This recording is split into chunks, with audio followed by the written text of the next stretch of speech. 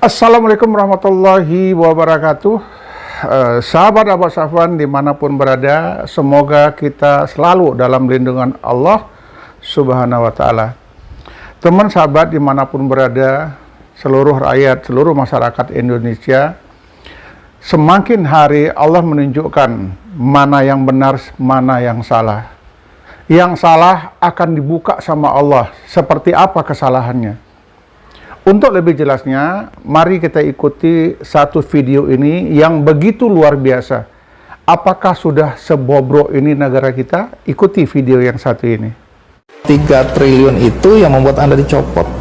Justru itu adalah surat dari kami kepada Kementerian Keuangan menyatakan bahwa ada begitu banyak uang ditransfer kepada guru yang gurunya nggak ada. Itu juru laporan dari kami. Dan ada suratnya, jadi bukan dibalik nih. Jadi, dan itu bukan dari Kemdikbud, itu dari Kementerian Keuangan yang transfer langsung ke daerah kepada guru yang kita lihat ini bermasalah, malah kita laporkan. Jadi, Bang, alasan sebenarnya hanya Bapak Presiden yang tahu, dan Bapak Presiden memang memiliki hak untuk mengganti siapa saja. Dan saya pun tidak pernah membayangkan bahwa namanya sebuah jabatan itu akan menempel terus-menerus. Nggak mungkin lah, ada waktunya itu akan selesai. Dan ketika pada waktu itu saya dicukupkan pada saat reshuffle, saya itu merasa Tuhan memberikan hikmah yang kita tidak tahu. Cuman hikmah itu tidak pernah datang kemarin, hikmah itu selalu datangnya besok. Jadi pada saat kejadian kita tunggu aja hikmahnya apa.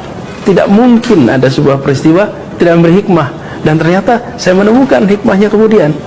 Jadi saya malah bersyukur sekali. Kalau sekarang saya menengok ke belakang, saya bersyukur saya mendapatkan nama di Jakarta, kekayaan pengalaman yang luar biasa, Bang.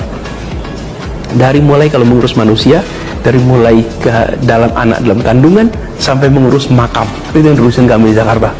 Kemudian saya bertugas di Jakarta di saat Jakarta diterpa dengan pandemi. Sebuah pengalaman kepemimpinan dalam sebuah krisis yang dahsyat. Tuhan mentakdirkan saya berada di dalam sebuah tanggung jawab mengelola sebuah kota, salah satu terbesar di dunia, yang menghadapi pandemi yang luar biasa. Saya merasa mendapatkan sebuah karunia pengalaman yang dahsyat yang saya tidak dapatkan itu kalau saya masih bertugas di kementerian. Baik. Jadi saya malah, kalau boleh Bang, saya berterima kasih dan bersyukur. Itu tangan Tuhan yang membuat saya jadi punya kekayaan pengalaman yang Masya Allah, saya syukuri tidak ada kemarahan ya dalam tunjangan profesi guru. Pertama, tunjangan profesi guru itu bukan anggaran Kementerian Pendidikan Kebudayaan. Satu. Kedua, tunjangan itu ditransfer langsung dari Kementerian Keuangan kepada Pemda, bukan kepada Kemdikbud. Nah, lalu Kemdikbud pada bulan Mei mengundang Kementerian Keuangan dan Kementerian Dalam Negeri mengatakan bahwa dari data yang kita miliki, alokasi untuk tunjangan profesi buruh itu berlebih 23 triliun. Jadi yang memberitahu bahwa ini kelebihan itu adalah Kemdikbud. Lalu Kemdikbud berinisiatif mengundang pertemuan, memberitahu itu dari mana? Dari data. Kenapa? Karena yang diajukan dari daerah, ada guru yang sudah mutasi, ada yang sudah pensiun, macam-macam, yang membuat kita tahu data yang sebenarnya. Jadi bukan kita yang kelebihan, Kementerian Keuangan mentransfernya kelebihan, kita yang mengingatkan, kemudian kita mengirimkan surat.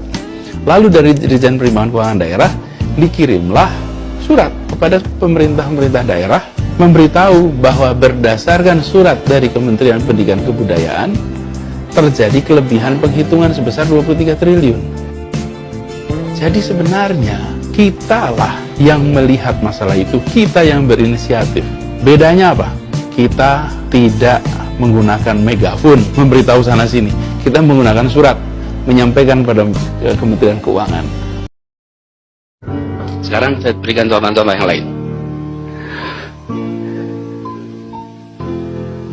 Nih, belanja alat tulis. Tahun lalu atau tahun ini 349 miliar, tahun depan 1,6 apa tuh? triliun. Abrakadabra kan bisa. Bagaimana kita menjelaskannya, Bapak sekalian?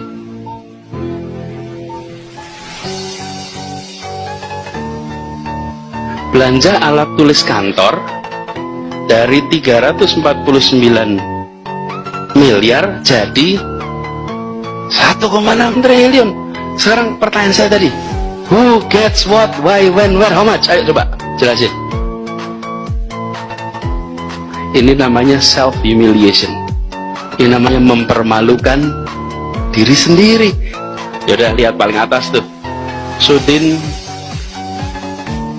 Jaktim dari 35 miliar jadi, ya ini jelasin dah, penjelasannya 800% peningkatannya.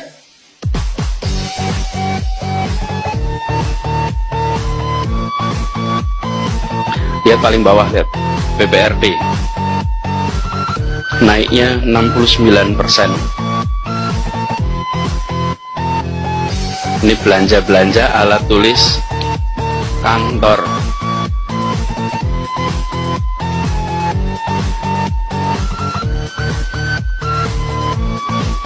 Ini baru dikumpulkan yang naiknya di atas 1 miliar ya. Nanti yang naiknya 990 juta nggak masuk.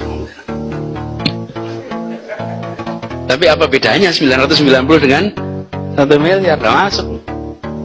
Karena pakai sistem aja dicek, naiknya di atas 1 miliar. Terus kalian, jangan ini, Bapak Ibu ulangi, you're out. Out.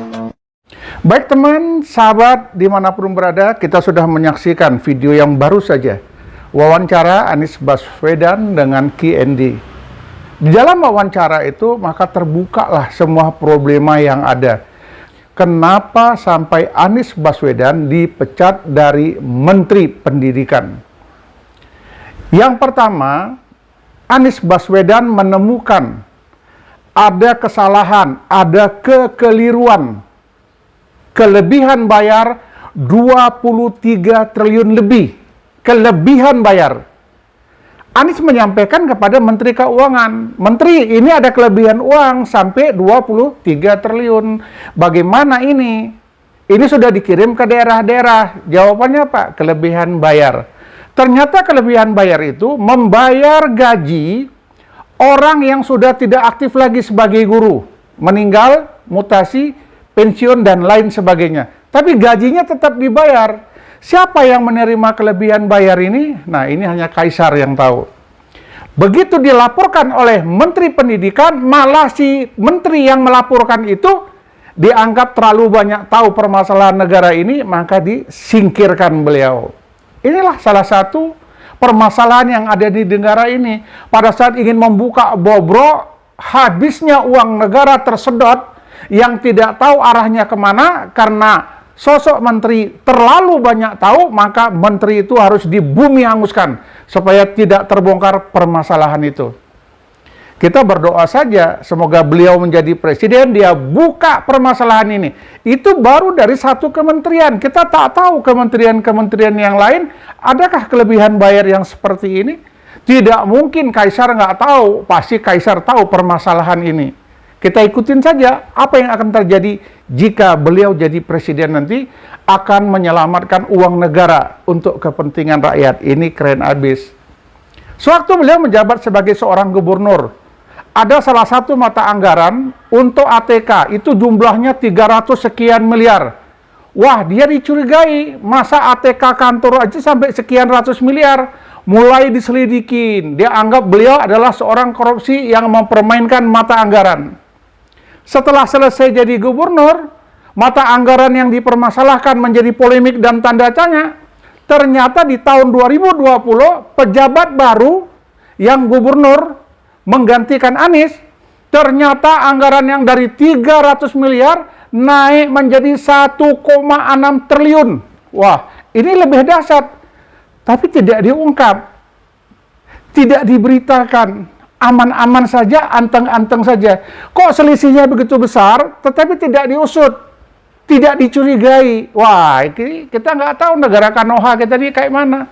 Kita berdoa bersama, semoga Anies Baswedan menjadi Presiden Republik Indonesia, Anies bisa membuka seluruh korupsi yang ada di Indonesia untuk kepentingan rakyat Indonesia, untuk kemakmuran rakyat Indonesia. Kita ikuti terus, mudah-mudahan apa yang kita harapkan 01 Amin menjadi pemenang dan akan membuka semua korupsi yang ada di Indonesia.